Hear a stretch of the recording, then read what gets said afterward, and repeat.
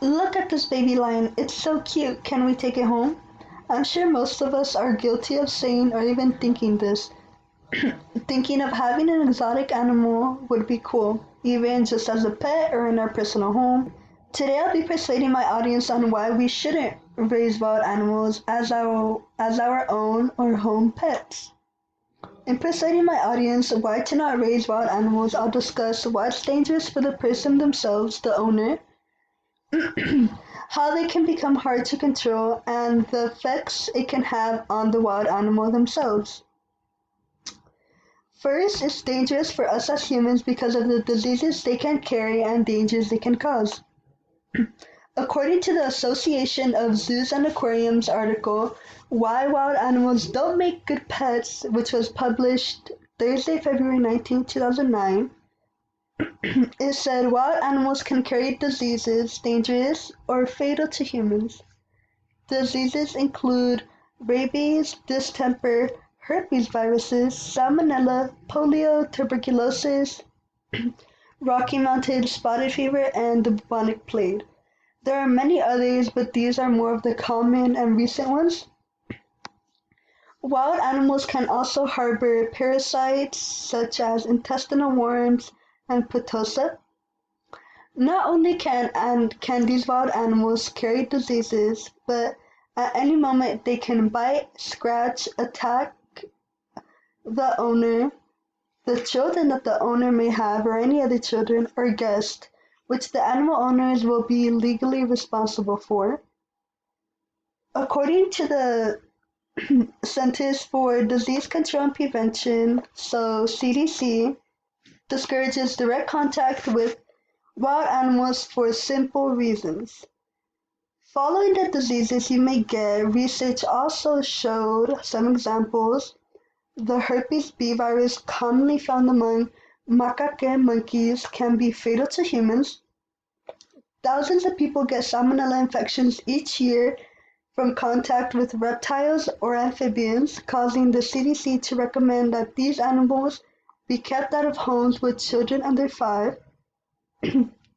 An outbreak of monkeypox several years ago was set in motion when small mammals carrying the disease were imported from the pet trade and infected native prairie dogs, which were also sold as pets.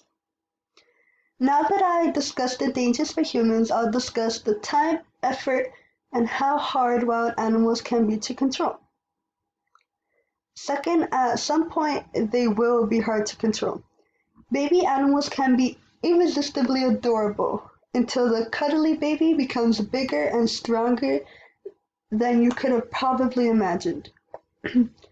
For example, the Wildlife Rescue and Rehab explained wild behavior of the adult animal replaces the dependent behavior of the juvenile, resulting in biting, scratching, or displaying destructive behaviors without provocation or warning.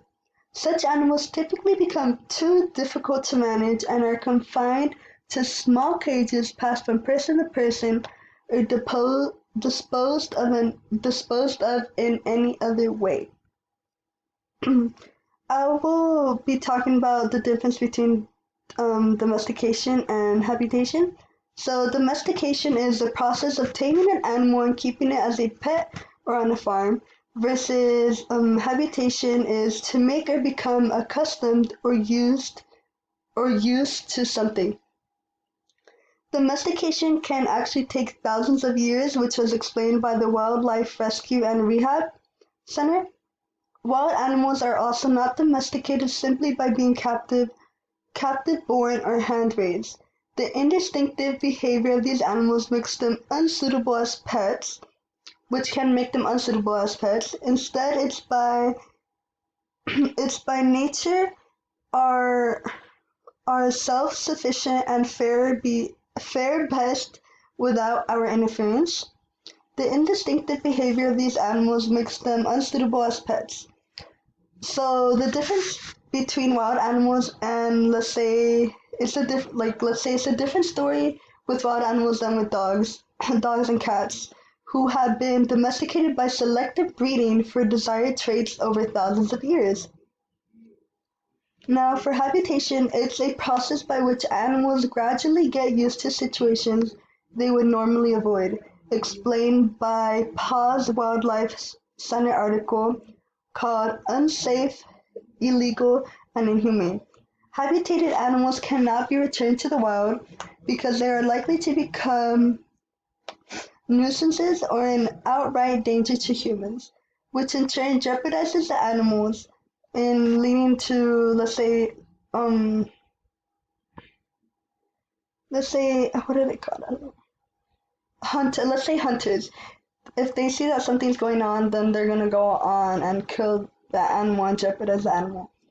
If they are strongly habituated to humans, wild animals may not be able to survive on their own. This is because they got so used to being in that little space that humans had them in, or how the humans were raising them. So once you let them out in the wild, they won't be the same, or they'll act completely different. Having learned how hard it can be to control animals, now to learn how it can affect the wild animal itself. Lastly, I'll discuss the bad effects the animal can encounter while being raised in a home. Excuse me. Capturing wild animals threatens their own survival, as in, going back to the article called No Wild Pets by the Wildlife and Rescue Rehab, wild animals have evolved over the course of millions of years as independent, free living beings. They have needs, instincts, and behaviors that are inseparably tied both to their appropriate habitat and to a free living state.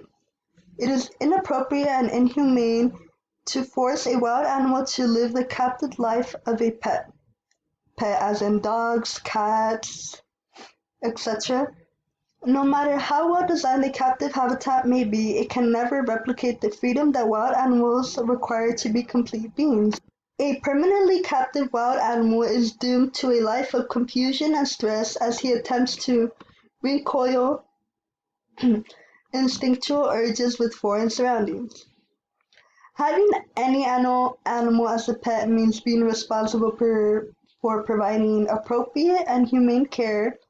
Where wild animals are concerned, meeting the responsibility is usually impossible for just any human being, any regular person to do so. People, animals, and the environment suffer the consequences.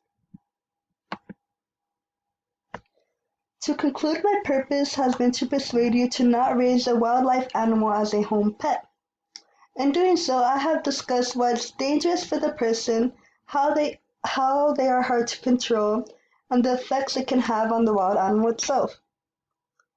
These reasons should not have gave you the impression to not care for wildlife animals, but that there are just other ways to support them than just raising them on your own. Like here, I left 4 different websites where you can donate to, but there are many others. These are just 4 of the most reliable that I found. But I'm sure if you look good enough, there'll be some really good ones out there. Thank you.